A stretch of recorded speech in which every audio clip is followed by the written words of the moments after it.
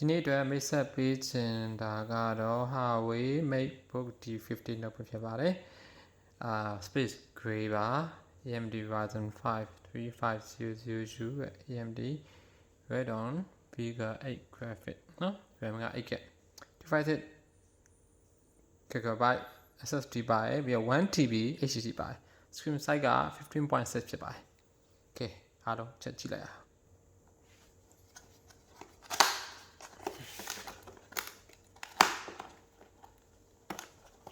Okay.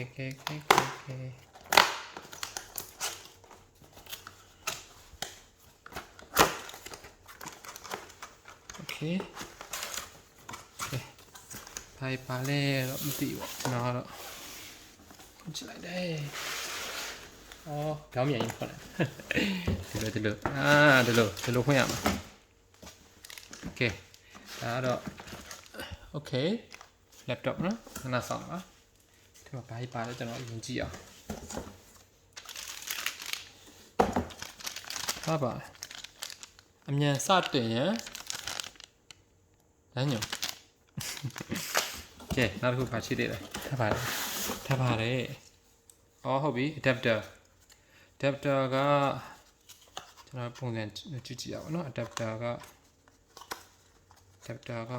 ဒါဘယ်လိုဖွင့်လဲအော်ဟုတ်ပြီဒီကဖွင့်ရမှာ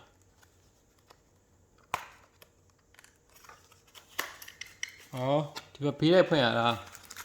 不讲的，真好吃。OK， Type C， 不个 Type C 也有可能。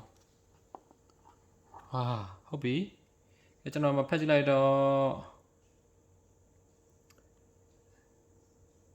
1.8 output 個5.2 9.2 哇，買တယ်နော် Type C ဆို Type C charger နဲ့ okay Type C charger တော့တိသွားပြီကျွန်တော်နောက်ဘာကြီးထပ်ပြီးတော့ထူးဆန်းတဲ့နေရှိသေးတယ်ကျွန်တော်ကြီးကြည့်ကြမယ်ဘာမှမရှိတော့ဘူး okay ဒါကိုဒီပေါ်တင်လိုက်မယ်နော်ဒီပေါ်တင်လိုက်မယ်ဆိုတော့ကင်မရာလှုပ်ကုန်ပြီဒါလေးပါဒါကိုခဏချွတ်လိုက်မယ်ဝါ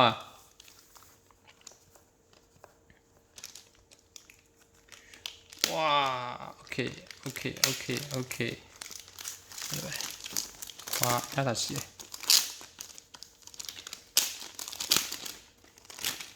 ဒါဆိုရင်ကျွန်တော်ရေ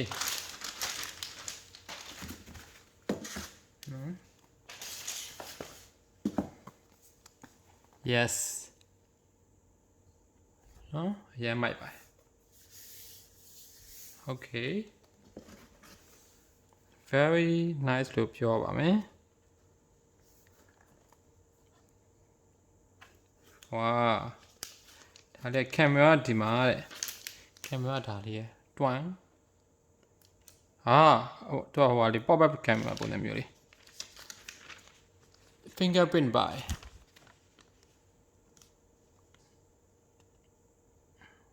connect to the adapter and charge the battery before powering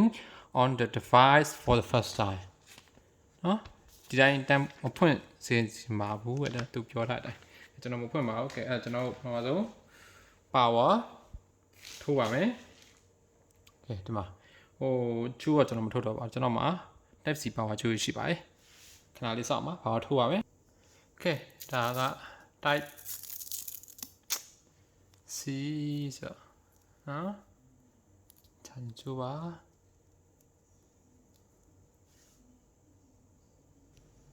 ထိုးလိုက်ပါပြီ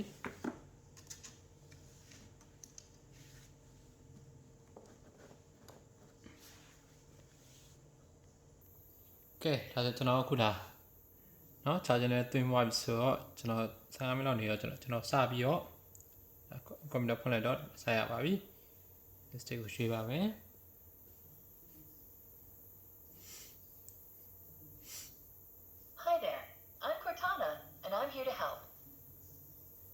sign in here, a touch of Wi-Fi there, and we'll have your PC ready for all you plan to do. Use your voice or the keyboard along the way, and if you'd like me to stay quiet, Just select the little microphone icon towards the bottom of your screen.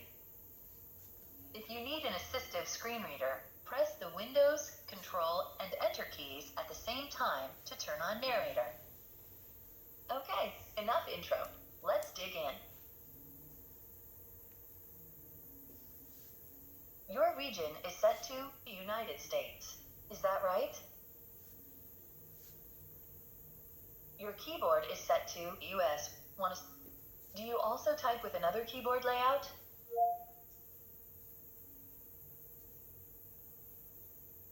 Which language do you want to use for your second keyboard layout?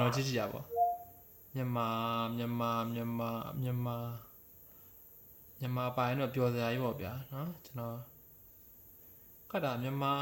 no မြန်မာအရှိမပါတာကွာပြည်ထောင်စုလည်းမပါဘူး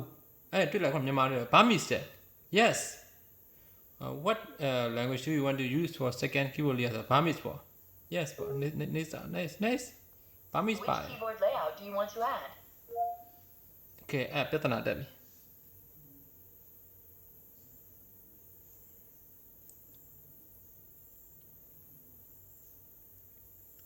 ဒီရောကျွန်တော်လက်ချမ်းကျွန်တော်လက်ချမ်း Now let's get you connected to a network. Okay ဒါရ That way you can get updates, apps, and cat videos as soon as possible. ခဏလေး Now type your credentials. ခဏလေးပါ Okay Now we have some important setup to do. ဘာလုပ်နေရတော့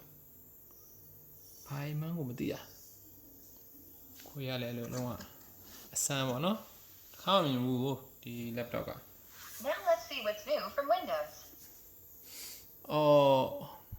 Okay more Next up, the legal stuff. In short, you'll need to select ရပါပြီ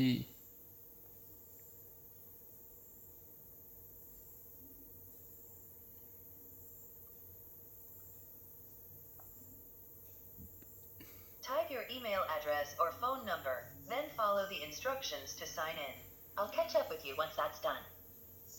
ရှိရကိစ္စအောင်ကဘယ်လိုတော့အစ်စ်လောက်အောင်မှာပေါ့လမ်းမို့ဒါ skip လုပ်လို့မရဘူးလားဟာ skip လုပ်ချင်တယ်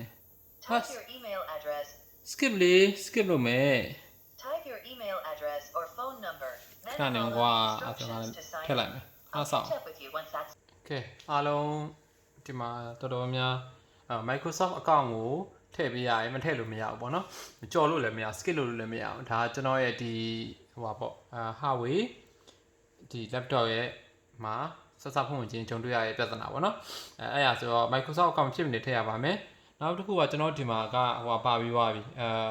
မြန်မာလက်ကွက်ပါပြီးသွားပြီမြန်မာလက်ကွက်ပါပြီးသွားပြီဆိုတော့ကျွန်တော်ဒီမှာသူဟို layout ပေါ့နော်keyboard layout ကိုနှစ်မျိုးထည့်ရကျွန်တော် English US keyboard ရဲ့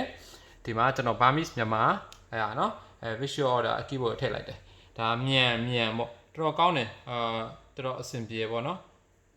ဒါကျွန်တော်ဒါနမူနာရေးပြမယ်နော်ဒါ cast လုပ်လိုက်ပါမယ်ဒီမှာကျွန်တော်နမူနာရေးပြမယ်သူကဟိုဒီ Unicode keyboard ပြောင်းချင်ရင် Windows နဲ့ space နဲ့ နဲ့ရပြီဒါဆိုရင်ဒီမှာဒီမှာ English ဟုတ်လားBurmese English Burmese တစ်ခုပေါ့ Burmese ပေါ့ကျွန်တော်နေကောင်းလားနေကောင်းလားနော်တော်တော်အဆင်ပြေပါရဲ့တက်တိပေါ့နော်တာဝန်ဘူးဆိုရင်ကျွန်တော်မှာ shift F နဲ့တောင်းနေလိုက်ရင်လုံးနေတာတက်တိဟုတ်တယ်လားတက်တိဖြစ်သွားပြီအဲ့တော့ကောင်းပါလေဟို keyboard ကကျွန်တော်ရိုက်နေကြပုံနဲ့အရင်အဆင်ပြေပေါ့နော်ဦးကိုပါဆိုရင်ဒီမှာဒီ F shift and ဝယ်တယ်မှာဦးသိန်းစံဦးနေဝင်တော့ပါတယ်ထားတော့နော်တော်တော်အရင်ကောင်းပါလေပြောချင်တာကတော့ keyboard ကမိုက်ပါပြီဒါကျွန်တော်အရင်ကြိုက်တဲ့ layout လေးပါပြီးပါမှကျွန်တော်ဟို magic တွေပါထည့်စရာမလိုတော့ပေါ့နော်အဲ့တခုအရင်ကောင်းပါလေကဲကျွန်တော်ကြည့်ရတာ Windows Defender 3တင်တယ်လို့ကျွန်တော်ထင်ပါတယ်။ဘာကြောင့်လဲဆိုတော့ကျွန်တော်ဒီကောင်တွေကဆိုတော့ Windows Defender မဖြစ်မနေကျွန်တော်သုံးရမှာနော်။ဒါလုံးဝ3တင်တဲ့ထဲမှာပါတယ်နော်။ Okay အဲ့ဒါဆိုရင်သူ့ရဲ့ဒါကြတော့ဒါ internet Microsoft sorry ဒါ Microsoft Edge ကိုပြောMicrosoft Edge browser သူကတော့ ဘင်ကိုသူကတုံးထားကျွန်တော်ကဘင် search engine မကြိုက်ကျွန်တော်ကြိုက်ကြတည်တဲ့အတိုင်းပဲပေါ့နော်အဲ့ဒါဆိုတော့ဟိုဟာများတယ်ကျွန်တော်က Chrome ကိုအများသုံးကြပါပေါ့နော် Chrome အများသုံးကြတော့ဘယ်လိုဟိုဖြစ်မလဲဆိုတော့ Chrome ကိုပဲကျွန်တော်ကအများဆုံးသုံးကြရဖြစ်တဲ့အတွက်ဒီဟာကြီးနဲ့တိတ်ပြီးကျွန်တော်ကဟိုဘယ်လိုပြောမလဲအမဝင်လောက်ပေါ့နော်ဒါကျွန်တော်တည်အချက်ပါအဲ့ဒါကျွန်တော် Microsoft Edge နောက်ဆုံး version download နေရပါကျွန်တော်ဒီမှာဆိုရင်တဲ့တော်မိုက်တယ်နောက်တစ်ခုကကျွန်တော်ဒီမှာ Huawei share တော်မိုက်တော့ carry phone တွေပါကြီးကျွန်တော်အခုတင်လိုက်မြင်ဒီကလေးပုံတွေပါကြီးများဆိုရင်ဘလို့အတန်ထွက်မလဲကျွန်တော်သိကျင်တာပေါ့နော်ဒီတင်လိုက်ရင်ဘာဖြစ်မလဲပေါ့အဲ့လိုပဲဒါ NFC နဲ့ပဲသွားရထင်တာပဲ NFC သွားတယ်ကျွန်တော်ထင်တယ်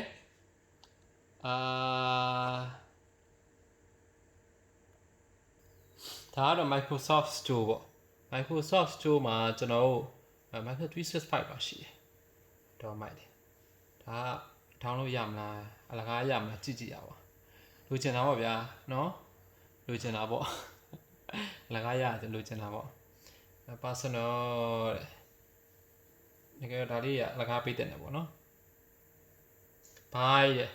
တစ်နှစ်ကို$69.99ဝယ်ပါဦးအဲ့ဒါမျိုးအတွက်ကျွန်တော်ဝယ်ဖို့စီစဉ်မရှိပါဟာ Netflix ဆိုကျွန်တော်ဘာ application တောင်းအောင်မလဲကျွန်တော်ရှာနေရယ် TV နဲ့ပတ်သက်တာအများတယ်เนาะ iTunes တို့ Spotify တို့ Amazon တို့သဘောကျတာတော်တော်ရှာရပေါ့เนาะ iCloud တို့ WhatsApp တွေပါရှိတယ်ဟုတ် WhatsApp လေးတော့ထောင်းလိုက်မယ်ကျွန်တော်တို့လိုရတဲ့ဟိုပါเนาะMessenger ကျွန်တော်ထောင်းပါပြီ WhatsApp ဟုတ်ပြီ Okay cat ပေါ့နော်ဒါကကျွန်တော်ဟိုတောင်းတာပါဟာ Edge ကိုသွားပြီးတော့ဟိုလုံနေရယ် setup လုပ်နေရယ်အေးပါတင်းတော့လေ without sign เนาะမလိုဘူးဟုတ်ပြီရပြီမင်းဘာလို့ချင်တာငါသိပြီငါဒီကောင်ယူနေရစားမယူလို့မရအောင်ဖြစ်နေโอเคခဏစောင့်ပါကျွန်တော်ဒါရမိုက်တယ်ကုန်ထောင်းပါမယ်သူရှိတယ်များဟာအကုန်လုံးကျွန်တော်ထောင်းလို့ဆွဲနေပါရဲ့ yes